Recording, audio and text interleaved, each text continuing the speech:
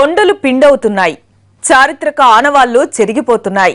జనం గుండెల్లో క్వారీ డైనమైట్లు పేలుతున్నాయి. అనుమతులు లేకుండా అడ్డగోలుగా చేస్తున్న క్వారీయింగ్తో చిత్తూరు జిల్లా తూర్పు మండలాలు రూపు మారిపోతుంది. సిమెంట్స్ ను సైతం పట్టించుకోకుండా విచ్చలవిడిగా రాళ్లను పలగొడుతున్నారని చెబుతూ ఉన్నారు స్థానికులు. అడ్డుకోవాల్సిన అధికారులు మాత్రం సినిమా చూస్తున్నారు.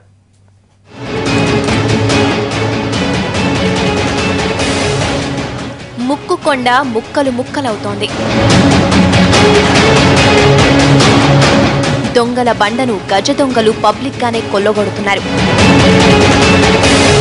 తేనె బండను తెగ పేల్చేస్తున్నారు. ఇలా చిత్తూరు జిల్లాలో చారిత్రక ప్రాముఖ్యత ఉన్న గుట్టల్ని కంకర కోసం పిండి చేస్తున్నారు.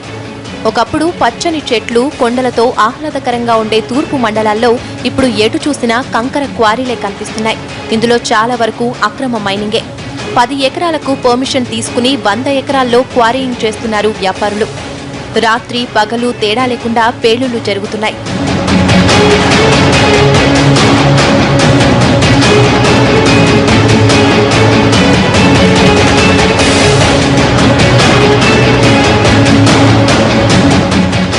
నగరి పరిసరాల్లో మొత్తం అడ్డగోలు మైనింగే నడుస్తోంది.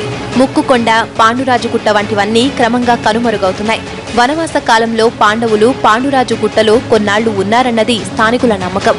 తేనె బండది మరో రకం ప్రత్యేకత. ఇక్కడ 6 నుంచి 12 అడుగుల పొడవైన తేనె పట్టులు ఉంటాయి. స్థానికులు దీన్ని కైలాస పర్వతమని పిలుచుకుంటారు. ఇక దొంగల బండ మీద ఇక్కడ 4 అతిపెద్ద రాళ్లు ఉంటాయి. తిరుమలలో దొంగతనం చేసి వస్తున్న 4 దొంగలు ఇక్కడ శిలలుగా మారిపోయారన్నది స్థానికంగా ప్రచారంలో ఉన్న కథ.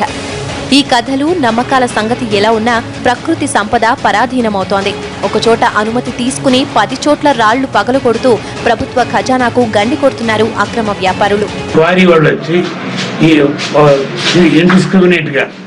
అర్థం లేకుండా వాళ్ళకి మైన్స్ అండ్ జియాలజీ వాళ్ళు పర్మిషన్ ఇవ్వడం వల్ల వాళ్ళు ఎక్కడంటే అక్కడ లాస్ చేసుకుంటూ వచ్చేదాని వల్ల ఈ పురాతనమైన కొన్ని ఆనవాళ్ళు ఉండే విముడు పాలాడ, 4 దొంగలు, పాండురాజపురము, పాండురాజు పండ, అదే కాకుండా ముక్కుకొండకు దక్షిణాన యమధర్మరాజు బలి ఇచ్చిన స్థలం కూడా ఉంటుంది. ఆ కొండలో కూడా ఇప్పుడు ఇది జరుగుతుంది. నగరి చెన్నైకి దగ్గరగా ఉండటంతో ఇక్కడి కొండల్లో క్వారీయింగ్ చేసి కంకరను తమిళనాడుకు తరలిస్తున్నారు.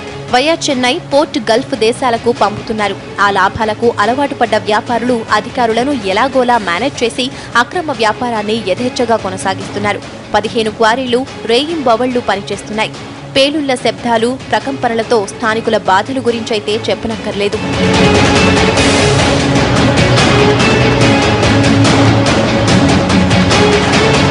ఏపీ గనులు, భూగర్భ వనరుల శాఖ అధికారులు ఇప్పటికైనా మేల్కొనకపోతే ప్రకృతి సమతౌల్యం దెబ్బతినడంతో పాటు విలువైన సంపద ప్రైవేటు వ్యక్తుల పరమయ్యే ప్రమాదం ఉంది. న్యూస్ ఆన్లైన్లో ఇప్పుడు మరో షార్ట్ బ్రేక్.